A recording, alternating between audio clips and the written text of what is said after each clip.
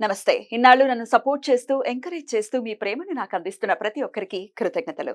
అలాగే ఈ వీడియో కూడా ఖచ్చితంగా మీకు ఉపయోగపడుతుంది. లైక్, షేర్ అండ్ సబ్స్క్రైబ్ చేసి మీ సపోర్ట్‌ని నాకు అందించండి. అలాగే ఈ వీడియో పట్ల మీకున్న అభిప్రాయాన్ని కామెంట్ సెక్షన్‌లో కామెంట్ చేసి తెలియజేయండి. ఇప్పుడు వీడియోని చూద్దాం. నమస్తే, వెల్కమ్ టు అవర్ ఛానల్. నేను పద్మిని. ప్రస్తుతం మనతో పాటు స్మార్త పండితులు, పురోహితులు పరిమి సుబ్రహ్మణ్య శర్మ గారు ఉన్నారు. మాట్లాడదాం. అన్నయ్య నమస్తే. నమస్కారం. అన్నయ్య, యాప్రాల్లో ఉన్నటువంటి నువ్వే నాకు పరిచయం చేసినటువంటి ఉమామహేశ్వర దేవాలయంలో ఉన్నాం. ప్రత్యేకించి ఈ దేవాలయం గురించి మాట్లాడితే ఎంత ప్రశాంతమైనటువంటి దేవాలయంలో ఉన్నాము అని అంటే అది మాటల్లో చెప్పలేం. ఎవరికి వారు అనుభవపూర్వకంగా స్వామి యొక్క మహిమని చూడవలసిందే. అసలు ఎలా పరిచయం చేసావో తెలియదు కానీ ఒక విపత్కరమైనటువంటి పరిస్థితుల్లో ఒక హోమం, ఇక్కడే హోమం చేయించుకోవటం, దాని నుంచి ఈ గుడికి రావటం, ఇంకా ప్రతినిత్యం ఇక్కడికి రావటం, మనశ్శాంతిని ఖచ్చితంగా పొందటం అనేది ఈ గుడిలో మరి ఎంత మహిమాన్వితమైన గుడి. ఒక్కసారి ఈ గుడి యొక్క విశిష్టతని ఎవరు మరి దీన్ని ప్రతిష్ఠించారు, మరి వారి పవర్ కూడా ఉంటుంది కదా. ఒక్కసారి గుడి గురించి మాట్లాడుకుందాం అన్నయ్య. ఇది ఆదిశంకరాచార్యులు వారు స్థాపించినటువంటి దక్షిణాంనాయ శారదాపీఠం వారి అనుజ్ఞతో ఇందులో కార్యక్రమాలు, ఈ దేవాలయ నిర్మాణం ఇవన్నీ కూడా జరిగాయి. మన వ్యవస్థాపకులు వచ్చి రామకిషన్ రావు గారని, ఆయన ప్రభుత్వంలో ఉన్నతమైనటువంటి స్థాయిలో ఉన్నవారు.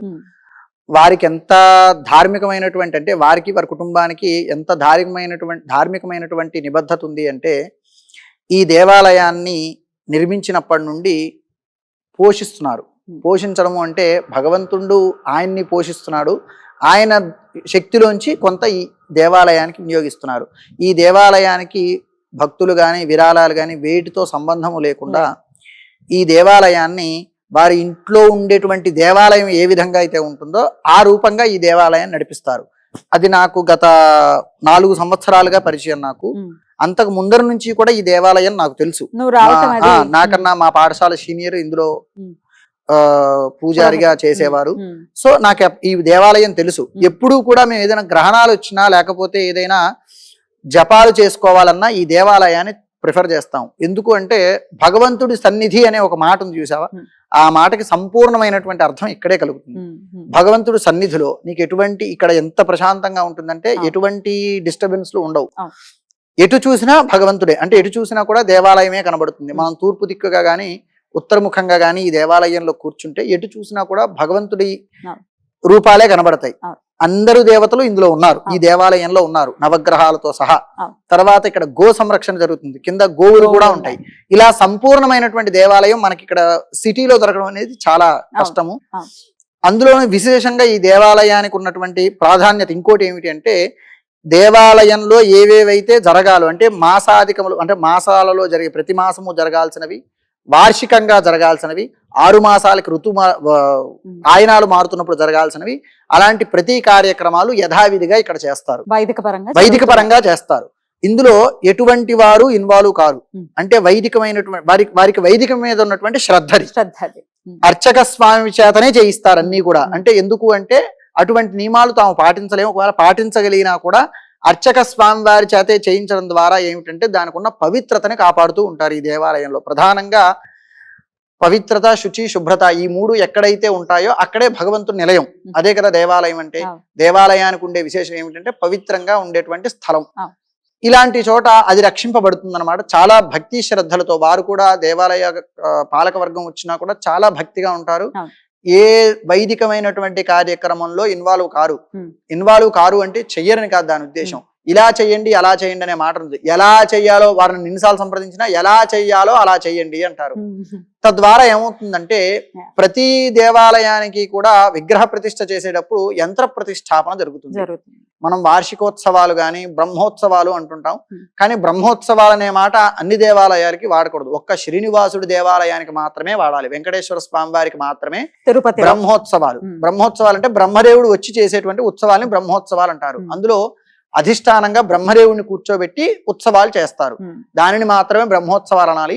ఈ దేవాలయాలకు జరిగే వాటన్నిటిని వార్షికోత్సవాలు అంటారు. అంటే సంవత్సరానికి ఒకసారి చేసేవి. ఈ వార్షికోత్సవాలు యథావిధిగా చేస్తారు, చాలా శ్రద్ధగా చేస్తారు. నేను చేయించేది గత 4-5 సంవత్సరాల నుంచి నేనే చేయిస్తున్నాను కాబట్టి అష్టోత్తర శత కలశాలు, అంటే 108 కలశాలతో ఆ స్వామి వారికి అభిషేకింపజేస్తారు. నమ్మకం ఏ ప్రకారంగా అంటే ఏకాదశి రుద్రాభిషేకం జరుగుతుంది, రుద్ర హవనం జరుగుతుంది, రుద్ర క్రమార్చన జరుగుతుంది, రుద్ర ఘనపారాయణ జరుగుతుంది. ఇవన్నీ కూడా చాలా శ్రద్ధగా చేస్తారు వీళ్ళు.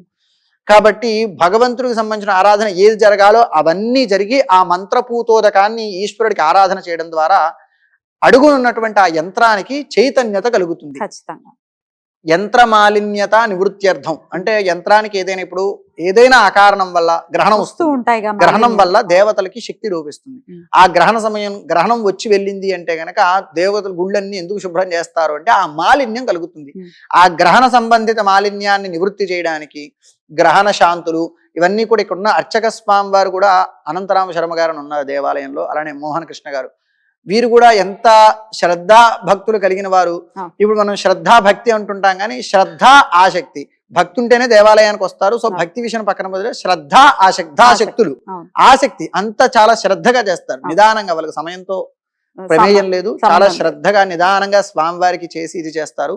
ఈ దేవాలయానికి మీరు ఎప్పుడైనా సరే ఉదయాన్నే వస్తే చాలా ప్రశాంతంగా ఉంటుంది. అసలు అదే ఇందాక నువ్వు అన్నట్టుగా ఈ సిటీలో ఇంత ప్రశాంతత, నేను ఫస్ట్ టైం వచ్చినప్పుడైతే షాక్ అయ్యాను. ఏమిటి అసలు ఎక్కడ సౌండ్ మనకి వినపడదు, ఇది ఎంత కొంచెం ఉన్నాయి బోల్డ్ అని ఇళ్ళు ఉన్నాయి, అయినప్పటికీ ప్రశాంతత ఉంది.